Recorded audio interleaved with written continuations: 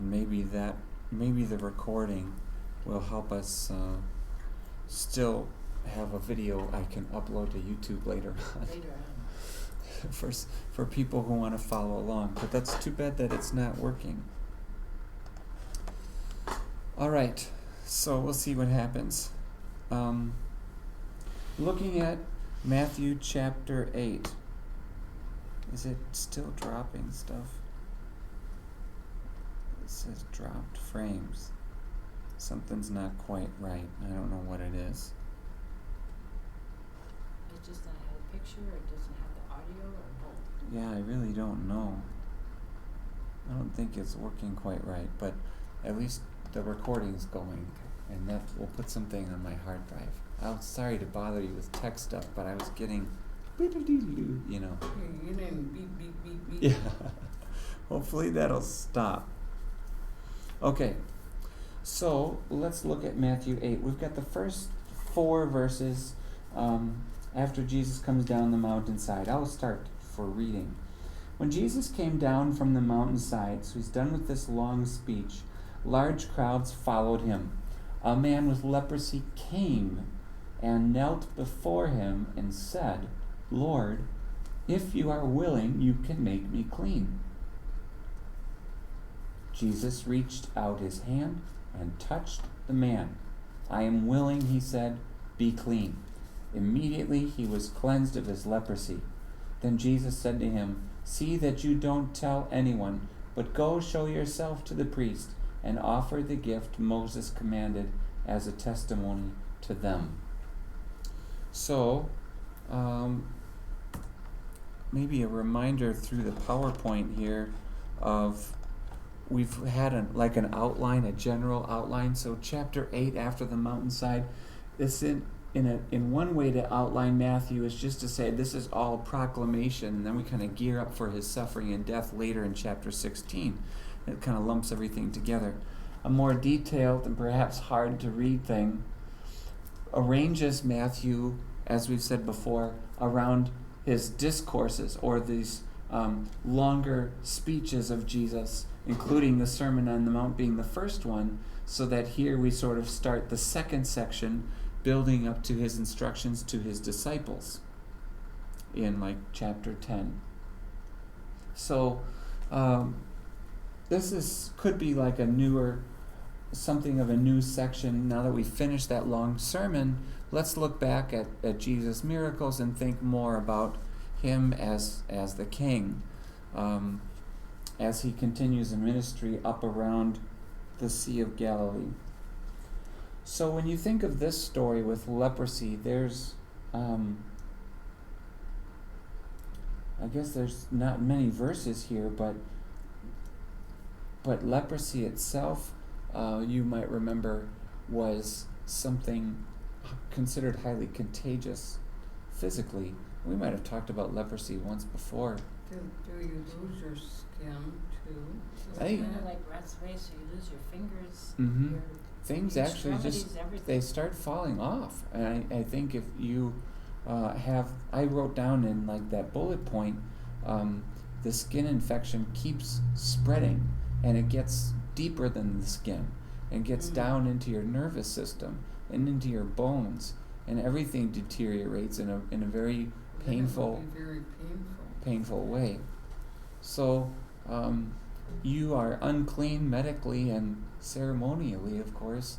This was something God would have his people stay away from, and you broke Moses' commands if you touched a leper, which is the first thing Jesus does after the request of this leprous man. Luke tells us, Luke we know is a doctor, and in a parallel account, Luke tells us that this man was full of leprosy, which means, some sort of doctor's perspective, he's saying this is not early stage, but late stage leprosy. This is really, really bad when he comes, and it says that he came and knelt, and I don't know how often they would dare approach people. Come to crowds. Yeah. Right. This isn't the group of 10 lepers shouting from a distance, in another story that you remember. This man is coming to Jesus and kneeling before him, desperate. And he says, Lord, if you are willing, you can make me clean. I was struck that, in this story and in the one that comes with the centurion, they both call Jesus Lord. And it's almost like a parallel. You have this title, Lord. I put a little note there just saying there's this movement of Jesus away from the mountainside, and he meets a leper who calls him Lord and asks to be made clean. But what is the focus of the leper's words when it comes to Jesus? Almost like a prayer. Yeah, it is almost like a prayer. It's definitely If you're willing, a request. Just like Jesus asked in the Garden of Gethsemane, Lord, if you are willing, Yeah, take this cup not from mine, me. but yours will be done. Mm-hmm. The if you are willing comes out. I know you can do this, but if you are willing is getting some focus. Do you care to do this? If you were suffering, I think I might bring this up later, but which one would you focus on? Jesus, can you do it, or do you want to do it? Which one do you think our hearts concern themselves with more? Just Jesus, do you love me?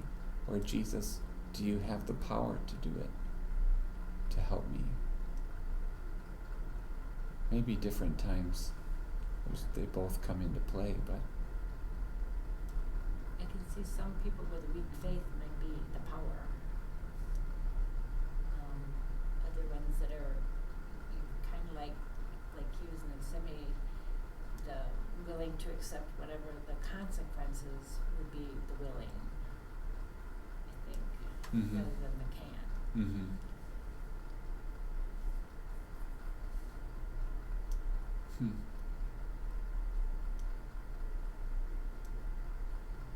Right. In some ways, I wonder if because of sin, it's easy to imagine God, especially if he's going to be a creator, that he'd have power to do things. Jesus having power is different, or Jesus being God with all of God's power takes faith, it's somebody in weakness of faith. And I think the same thing can be said today in a little bit too, but the love, does he love me? I mean, after me knowing me, or do you care to do this? Do you want to do this? How might this man be interpreting, God has not taken the skin disease away, I am going to be crushed by this. God is taking my life away through this disease. Do you really want to heal me? Could be the bigger question, and it's definitely the focus. If you're willing, you can. And instantly Jesus reaches out his hand and touches him and breaks the Mosaic law.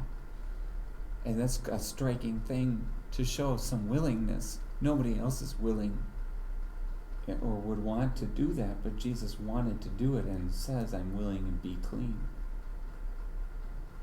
Do you think most of the people who were there were followers, or do you think there were some Pharisees there who would otherwise if they were all his followers, who's going to report them? But if there's Pharisees in there, then they see for themselves. But if they're all the followers, I'm thinking it's like not as much trouble with the synagogue. Mm-hmm. We know that Pharisees pay some visits. It doesn't seem like Jesus mentions the Pharisees in the Sermon on the Mount, but not necessarily in a way that's saying I'm talking to them, or he doesn't say it in a way as if they're listening in either. It's more of a general thing that uses the Pharisees as examples from time to time and talks about them, but not really talking to them. And I get the sense that, there's probably they're not really in the focus of this, and maybe that's not really the immediate threat of Jesus being reported of touching a leper. But Jesus, we know, is perfect in all his ways and does not break the laws. so we could understand that even in those Mosaic laws about the leper, Jesus' greater law of love to his neighbor is the fulfillment of the law. And for him to love the man this way, let's say that a leper were drowning in water. If you touched a leper to drown them from water, save them from drowning in the water, maybe that would be an act of love, where the whole don't touch lepers, in God's view, would be saying the same thing. Like, this is the spirit of that law is still love and less a physical If you would thing. touch a leopard, would that automatically get on your skin too? I don't know if I have the expertise to say I'm that. thinking, well, if you wash afterwards with some disinfectant, now it's called Yeah. Hansen's disease. Mm-hmm. So, I mean, if you go online and look at it, you can see, but now they have medications for it, but, I think somewhat not always being knowledgeable about the whole thing, maybe people were scared of it, Mm-hmm. and maybe it didn't transfer as quickly, but people were scared it was going to, just like people with AIDS. I mean, time and time again, the caretakers don't have it, but everybody's afraid to be around anybody who has AIDS, Mhm. because you just think. Mm-hmm. Well, I remember too, when I was working, I was a phlebotomist for many, many years, and when that came about with the AIDS thing, nobody wanted to go in and draw his blood, and it was like, if you touch him, you're gonna get AIDS and Yeah, this I mean, and it's that. the same thing, I think, in our modern day. Yeah, and we were told, no, you can't get it that way. It was Yeah, by, but you still think so, yeah. Mm-hmm. you're scared of it. Mm-hmm. Maybe it's the same You have to thing. be very cautious as far as don't stick yourself after you're Yeah. stuck in, kind of thing. Yeah, for sure. Well, that gets us into the same kind of context for someone who's has such a disease, and the kind of way they get used to being treated by other people, and the way that someone who's contagious with such a really a deadly, painful leprosy like this would feel and be treated in society. And then you have Jesus doing something so dynamic for him, the opposite thing, showing his complete willingness to take up his leprosy and cleanse him. How different for him to view Jesus, or to view God in the Son of God, and to think about God and what he really wants for me, what he really wills for me, that he would do this. So it speaks volumes what Jesus has done for him. And Jesus then, thinking about verse 4, then Jesus says, see that you don't tell anyone. And we have this once in a while with miracles, and the usual way to think about this is Jesus doesn't want to just be known as a miracle worker, but the attention would be on his teaching and what he really came to do, and less on spreading the word about a miracle only. Rather, don't tell anyone, keep listening to things, and talk to other people with more information than just a healing. When it's time to witness about me with more information than just miracles. When this leper talked to Jesus right away, I think he had faith right then and there. There is something he knew about Jesus. You're right. It isn't just, all I know is that you heal people. Obviously, I think he's looking at him saying Kyrie. He's looking at him saying Lord, and but is nervous about his willingness too. How about go show yourself to the priest and offer the gift Moses commanded? So here's a thank offering after being healed. Showing yourself to the priest was a way to show yourself ceremonially clean, to participate again in the worship life and community life of the people. But as a testimony to them, So if they said, how were you healed, or how did this come about? He was such a late stage, he could talk to them about Jesus, and they would see, Jesus sent me here in fulfillment of what Moses commanded, that Jesus wasn't just someone coming to touch lepers and completely throw laws out the window. Jesus came to keep laws and fulfill them. That would be a great testimony to who Jesus was in the middle of the temple.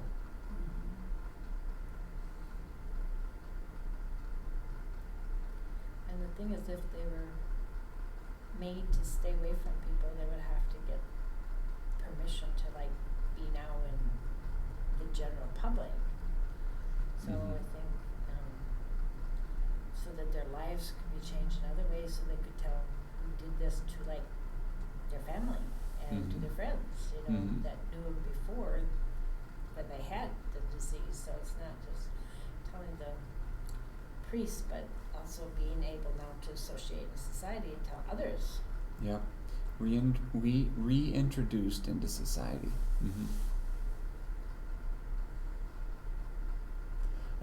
If we remember, and Sue, you might remember this too, and Eileen, I think you do, that Matthew's writing to a Jewish audience. Anytime you see the name Moses and Abraham, you know that it has some sort of shock value to it, that it's going to grab their attention. And Matthew is content to lay this out there and sort of happy to say, look, Jesus is sending him to go show the priests, let this be a witness to them of who I am. And it really is, it's for the reader too, that Jesus didn't want to just be rebellious to anything Old Testament and replace it. He wanted to come and fulfill it. He came in full recognition of every word of Moses, and then some, including the spirit of the law, not just the letter, right? So they would get to see Moses in its fuller light, rather than just in the way things were taught at the time.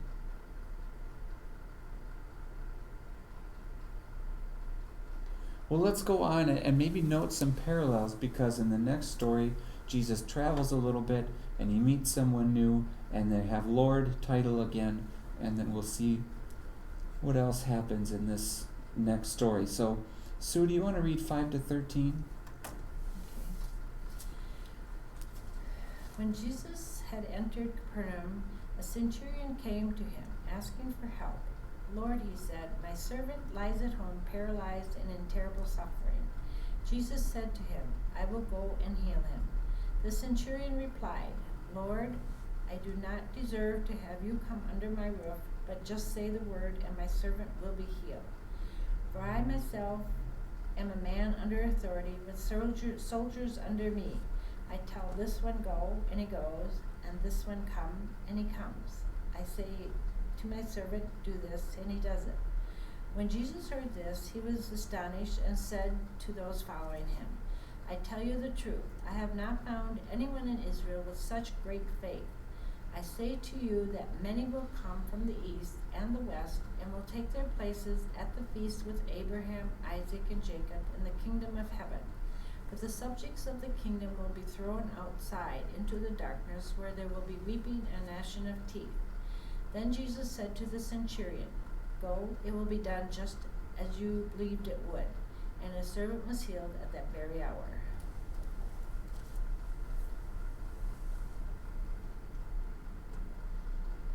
So if he leaves the mountainside, bumps into a leper, and now we have him entering Capernaum with the centurion.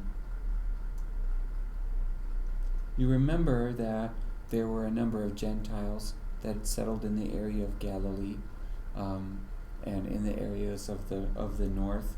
This had been an area repopulated for several hundred years since they were in captivity, and so you had a lot of that mixing going on of the people. And you still have then now a centurion would be it's named that way obviously because you see the number 100, the century. So he's a commander of 100. He talks about having soldiers under him. And one of his servants at his house is paralyzed and suffering. But Jesus gets at the heart of shall I come, and it brings out two big statements. And I guess in the forefront is no, don't come. And the centurion is saying, I don't deserve to have you come under my roof. Talk about a line to exalt who Jesus is and to esteem Jesus in such a high regard that he would not want him to come under my roof. For a man of authority to have that kind of humility in Jesus' presence, in the presence of a Jew, no less. He certainly didn't think of Jesus the way he thought about all the other people. Jesus had a unique position as he comes and talks to him, and this is reflecting his faith. The other issue then he brings up is just, I get the authority. You can just say the word and diseases listen to you, because you have that kind of authoritative power. Just like I say go and I say come and they do it. So you can do those things with sicknesses and diseases. Just say the word. There's a lot going on in terms of his response to Jesus that's preaching. It's teaching. I mean, it's proclaiming who Jesus is in his mind and what Jesus can do. I think that's why you get such a long discussion of his faith to follow as Jesus teaches people about the centurion's faith. Any comments yet there?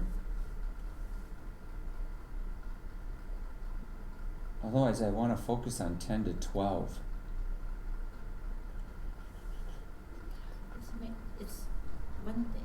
Here he says, Jesus says, I will go and heal them. Other places, I think it's to bring out that person's faith. Other places, it's like, why should I come to you? Kind of thing, you know. I'm trying to think of some of the other ones. But it's like, you know, but he's asking them, should I come, as opposed to other times, well, because of your faith, your relative, whatever, is healed, and then they go and find him. Like that little girl, I think. That one little girl where they came, whatever. So it's, to bring out his faith. Mm-hmm. I was thinking, I guess. Lean over, and Eileen, can you show Sue the new NIV has, shall I come and heal him? Oh. It's not that more like aggressive kind of like, why should I go to you? But still asks a question rather than a statement. It says, Yeah, shall I? And the old one is I will. Mm-hmm. It's not shall. Yeah. Yeah, and I think that's a manuscript punctuation thing, or it's got to be some sort of manuscript tradition. As you read the sentence, is it reading as a question or as a statement, and how it gets translated? That must be up for some debate. But this is a lot more neutral than anything like, why should I come to you? Mm-hmm. But I think whether it is a question or a statement from the old NIV or the new one, you get to the heart of the matter that you have something from Jesus that is like offering a service, offering a move, like a doctor on the move, a healer on the move. I'm come to you and do this. And it leads to this big announcement of, I don't deserve, but I do recognize how extensive your powerful authority is.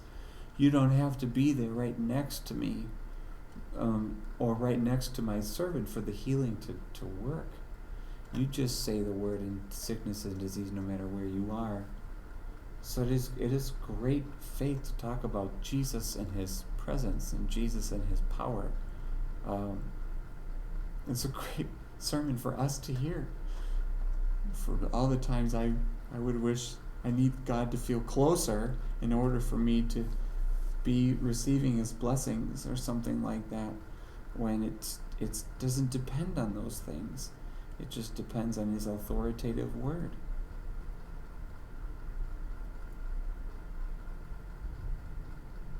The way things work in the world is not the way God doesn't have to fit the same mold, right? God's power doesn't work like electricity. That you have to have an outlet close enough. You can't just turn it on. Yeah, that's right. That's very different. And it's a wonderful, wonderful comfort for us.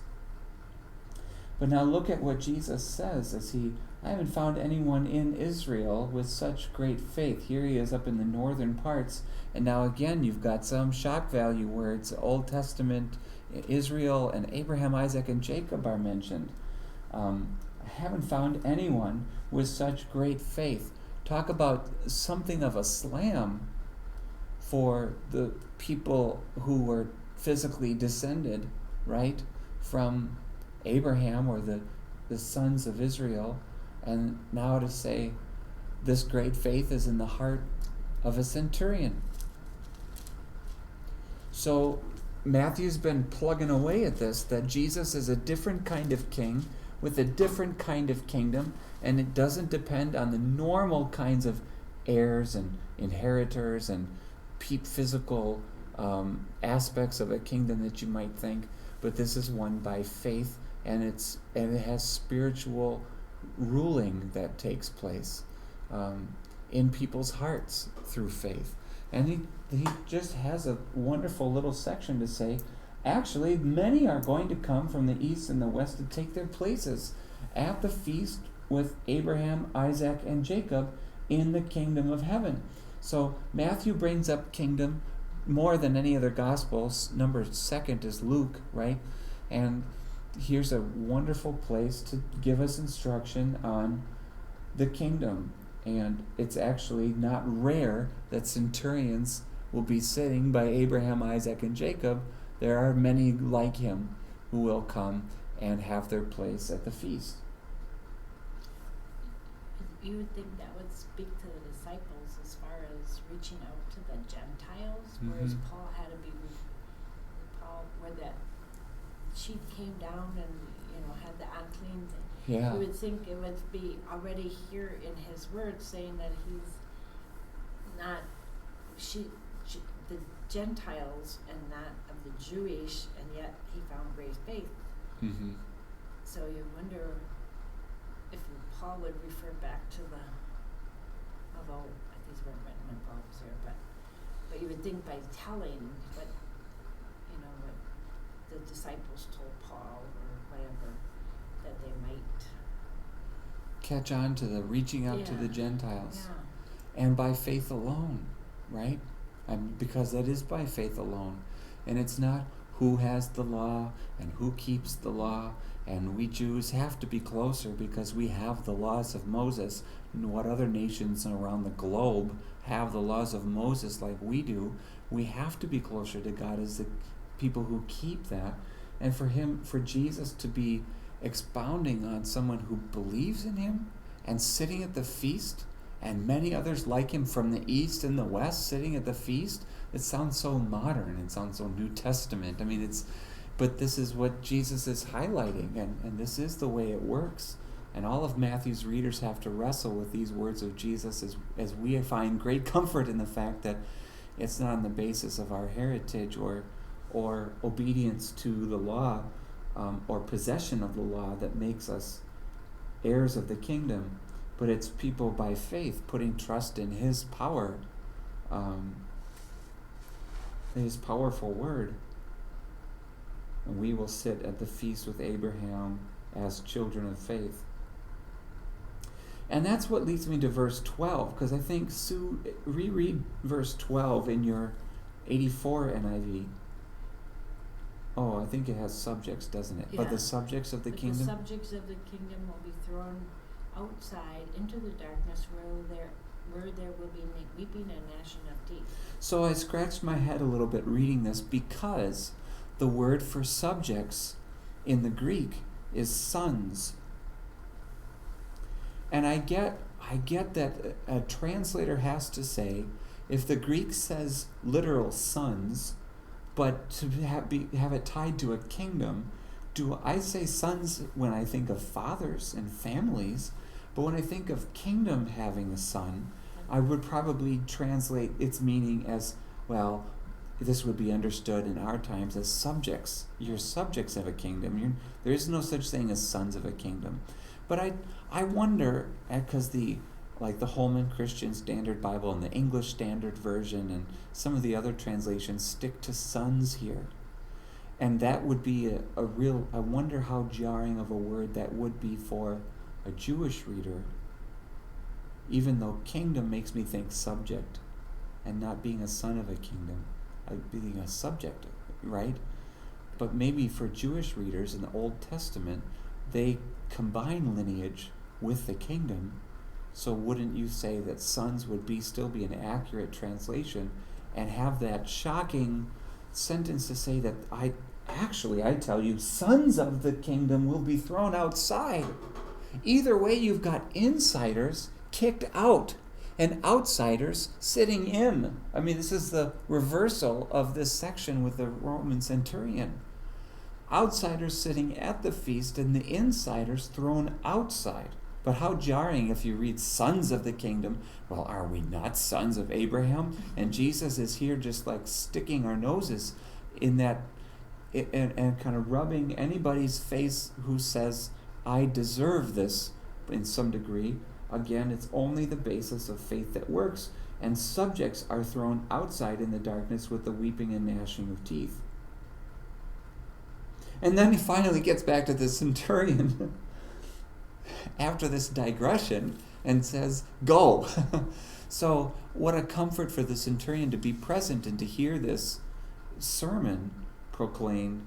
Now let it be done as you believed it would.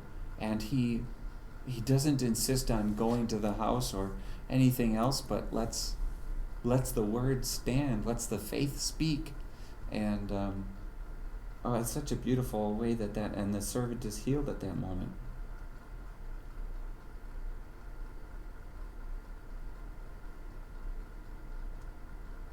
So Jesus makes strong points about great faith as he holds up something that nobody else has been holding up, because they're too busy holding up lineage and laws.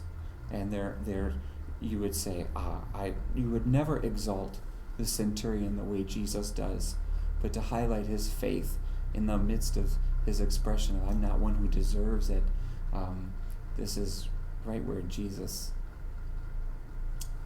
wants to touch on. This is a big message of his purpose for coming, is so that we can be saved by faith and not with the pressure of keeping laws, the responsibility to pay our debts to it.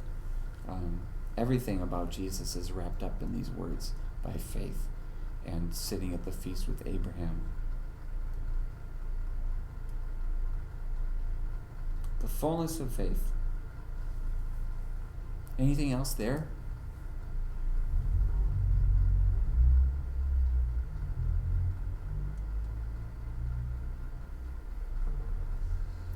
Hard to read past these stories without having to think about that, and to come to grips with who this Jesus is. It's so beautiful the way the gospel writers allow us to follow along the mission and purpose of Jesus, what's really important, and deal in our hearts in a way that puts down all the self-righteous pride and boast and things we spend our time on. Instead, faith and trusting in Jesus is the great thing. So Lord, set our hearts to fix our eyes on you more and more, and to stop living in this world of laws and obedience and self-righteousness and judging others, but to be a people who get that turning to Jesus in faith is a great thing. It's hard to listen to the news lately too. on the TV, it's like, when are they going to give it up? Mm. Mm-hmm. It's just awful. Mm-hmm. Well, there's a tangent, but that's okay. But you're right. That is it's a challenging thing. People divided, divided by things that in the end are not nearly as important as the things we get to study and learn and think about. Maybe that helps us settle ourselves after being ruffled by the things you see in the news. Well, you know, when somebody came to me, well, I don't know why Trump got in here, and I said, well, the Lord has a purpose here. We don't know what it is, but we have to trust in Him. Yeah. And I leave it be. Yeah. Because that's how I feel. Mm-hmm. God gives us authority figures. They're His representatives. There's no such thing as a perfect president, and there's no such thing as a perfect anybody. Perfect person. Right. So it's a. Even if we could think It's we're just. not perfect It's either. just a great reminder. So many blessings not to take for granted. What God does through and despite so much evil. And yet, it's dependent on God, and we are dependent on Him, and we're not dependent on anything else working, or anything else being right and perfect. I as long as God's perfect, I'm okay with that. It's through. That's right. The next couple, we're getting to a big. You know how Matthew's did a lot of fulfillment passages in the opening chapters of his gospel. We're getting to another one of those from Isaiah, and before we get there, there's some quick mentioning of some more miracles. So, verse 14, when Jesus came into Peter's house, he saw Peter's mother-in-law lying in bed with a fever. He touched her hand, so no request is made. It's just Jesus seeing and helping as he came across things. He touched her hand, and the fever left her, and she got up and began to wait on him. She got up at once and began to wait on him. Obviously, this means Peter's married. And even something as small as a fever, however bad it was, Jesus was there to deal with it. It shouldn't be lost on us how much time he does care about all the sicknesses and diseases, and Matthew's taking us to this place to remember that he would not only take up our sins on the cross, but he's going to take up all of our infirmities, and we don't have to think of any part of our lives isolated away from God or his concern, but as every part of it drawn under his loving care and his affectionate concern for us. How about 16? When evening came, many who were demon-possessed were brought to him, and he drove out the spirits with a word and healed all the sick. This was to fulfill what was spoken through the prophet Isaiah 53. He took up our infirmities and bore our diseases. So not only was punishment on him, he bore our diseases and infirmities. Demon possession seems to have more instances at this time than any other. You know, when Jesus is at work. Jesus has come to destroy the devil, and the devil tried to make it look like he was winning or powerful in the midst of it. And Jesus was here to disrupt the devil's power, and demons came out full force against him. Mm-hmm. And Trump and all the protesters coming out full force. Yeah.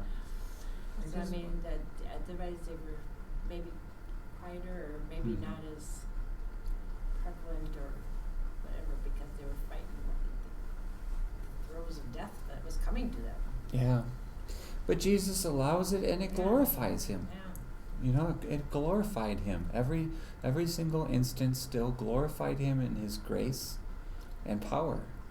Just like that one person who was sick, and they said, whose fault is it? His mother, father, his, whatever, and said, no. You know, that they were put here to glorify me so I could heal them and show people Mm-hmm. my power. Mm-hmm. Yep, the glory of God would be revealed in them.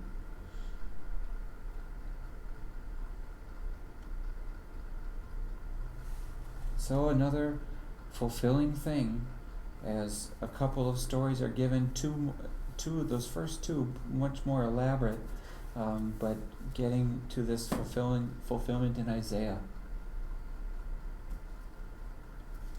Well, now he gives orders to cross to the other side of the lake, and we have a couple of events surrounding this crossing that come up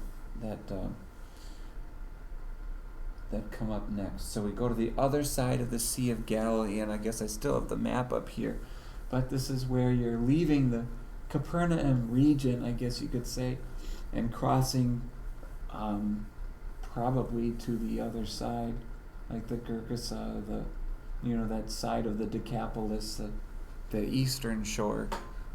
Something like that could have been possible for where Jesus was going and the storm that kicked up. Since we have the storm, I do have a couple of slides. I wanted to show these last week because we were talking about fishermen and the fishing industry. This is just a layout of, I guess you could say, sort of a scan of the remains of a ship that was found. And you can see some wires that were used. This is a later ship. You can see how intricate the boards are. I forget the date of this one in its museum, but I think it could be traced back to like the Apostle Paul's time or something. But you see how the wire frame goes up on the sides past the wood, and it kind of gives you the feel for how deep and high this boat would have been. And then there's another one. That's another angle of it. Is that just for display though? I mean, is it actual inside the boat? Or is the metal there for display to show you the model in? Yeah, this is the metal shows you when it was, before it was destroyed, What it would have been like. what it would have looked like, how high they assume it would have extended on the walls.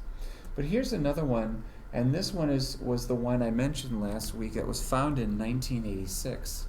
So it wasn't found all that long ago, and it took them 7 years to preserve it and soaking it in chemicals and things so that it could be preserved and put on display in a museum. But this one is dated to either even before Jesus lived or around the time of Jesus, as they look at its construction. And they basically, what you have left is the stuff that they considered more or less like the garbage of the boat, the stuff you couldn't reuse. So they would strip the boat of its usable features and then let it sink down to the bottom with the stuff that you couldn't use anymore. And you'd have little like shells like this remaining. But here's what somebody did with that model to broaden it and kind of show you the shape or size of what they estimate that boat could have been. And I'm not sure, but I think that this boat is on display at the Sea of Galilee with that in the background there. That this is where they've put this boat that was found in the bottom of the Sea of Galilee, dated to Jesus' time. So it's a neat find, and it's a neat boat to think of, because now you have Jesus sleeping, in the frenzied storm, and you can imagine sitting quite a number of people in there and carrying different things or dragging some fishing nets. I mean, it's not a small boat. It's sizable, and you could imagine somebody sitting down, sleeping down in the bottom or somewhere in there. So I thought that might be fun to peek at. I don't know if I have any other slides there, but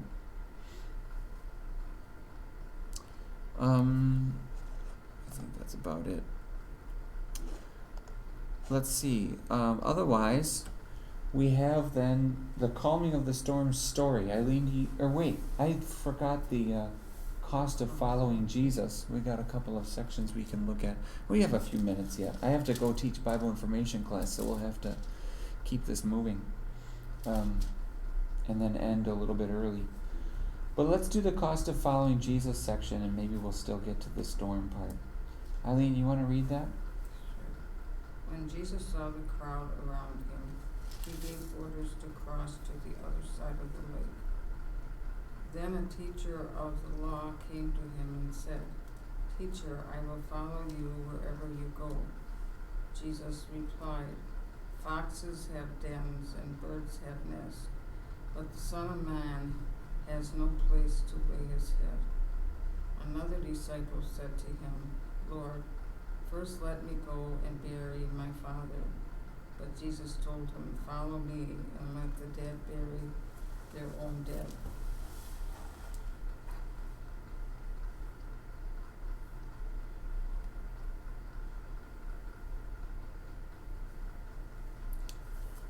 Well,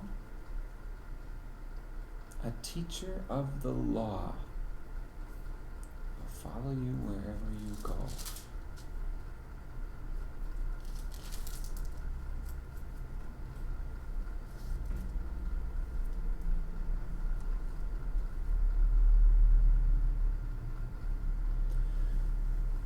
As I think about foxes having dens and birds having nests, it's like this is their home, and it's like that's all they need. They really have everything with their home life and their shelter and protection. You know, their safety is there. It's an emphasis on what they have that is suitable and fitting and fits their needs. And the birds have their nests, and it's suitable and it's fitting and it fits their needs. Jesus doesn't have a place to lay his head. There's not something physically that's suitable and fitting that matched his needs in the same, in the life that he had. But I don't think that it's a statement that just says, here's the cost of following me. It also, to me, says, there's a reason I don't have a place to lay my head. I'm not satisfied to live in a home. I left my house for a reason, and I set about a ministry and a work, and it's going to end somewhere because I have something else in mind. I think it's maybe subtle, and maybe it's not necessarily the whole point of the text, but it does make me think about that. Like, Jesus doesn't have what you'd expect him to have if he was after an earthly kingdom or wanting to settle down and make some nice place that would fit for his head. But he had some other place in mind that was driving that. And instead of it just being a lament of here's the cost of following me, there's also the sense of here's the treasure. Are you aware of what I'm seeking and going after? There's a particular treasure that's going to take my head to the cross, because I'm after something else. That's not this safe, fitting place for me to lay down my head. So I had a couple paragraphs of, things that, in that first paragraph, especially with this one, to say Jesus says this not just to tell followers they need to remember he doesn't have a place to call home, think of the cost. But it also highlights what he did have. He was set to go to Jerusalem to die. He's holding on to his saving will. He's holding on to you, saving a world, giving us heaven. His heart was for Jerusalem because he never let out of his mental sight the great desire for us to save us. That his head would be crowned with thorns and not lay on a pillow every night. He is after something else. Foxes have their dens and birds have their nests. The Son of Man has no place like that. It doesn't mean he has nothing. He just has something different.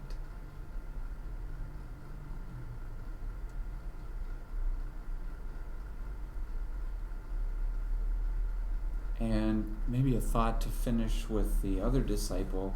First, let me go and bury my father. In another section, Jesus, I think it's in Luke, Jesus tells him, follow me. And so you have this as a response. Another disciple said, Lord, first let me go. And that's kind of implied here, even though Matthew doesn't repeat or have Jesus say, follow me to either of them. Jesus says, follow me, and something afterwards and let the dead bury their own dead. So he gets to a priority sense. Everything is to come under, everything is to be related to Jesus and him being your priority in life. So does leaving right now, when Jesus says, follow me, does leaving to bury my father reflect a priority of Jesus or a priority somewhere else? And this, I think, is part of our way to reflect. I want Jesus to be first, and to follow him, involves a look at my priorities and to say, is what I'm doing reflecting that Jesus comes first, or am I putting something else ahead of that? You thinking about something there, Sue? We all kind of put other things ahead of him at times, and at other times he comes back to the forefront. Mm-hmm. I guess. And we have the best intentions of it, just fall back into sin. Yeah. So.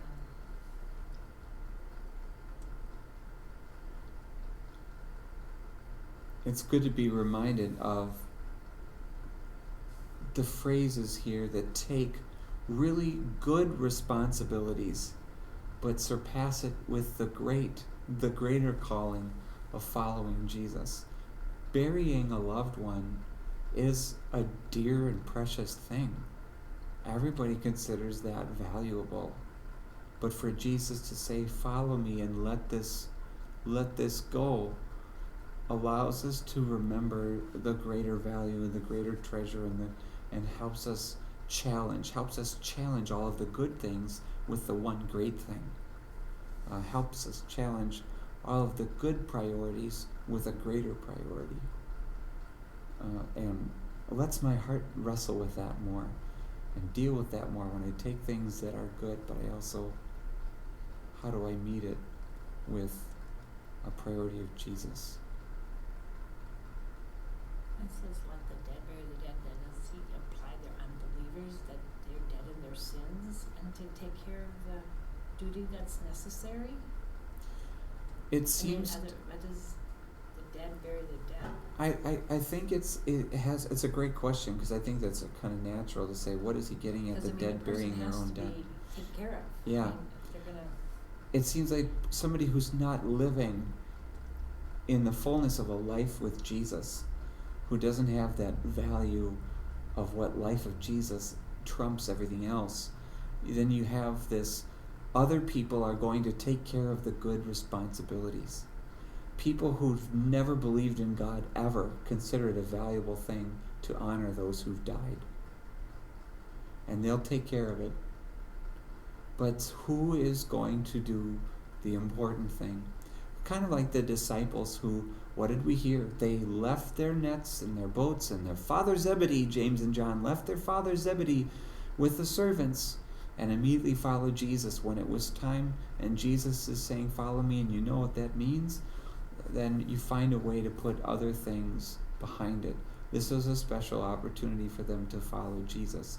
I still do a lot of good things, but I don't want to do them at the expense of my priority of Jesus, or in a way that detracts from it in any way. I don't want anything to touch my priority of Jesus. And that's what we get back to. I might still find myself doing things that seem earthly and mundane, but I can connect them to who you are in Christ and the value of Jesus, and make sure that they are serving that purpose and not drawing away from that purpose. I think that's the nuance of the expression. Lots of people are going to take care of the good things. I guess I think of Christian parenting a little bit. Luther would say, why are kids given to Christian parents? So that you can teach them about Jesus. Because if you died, somebody else is going to feed your kids. And they're going to give them a shelter. But who else is going to tell them about Jesus? Godparents, hopefully, right? But so it's kind of along those lines. I can't be late. I got to go to Bible information class, I guess. I've caught myself. Maybe the next group will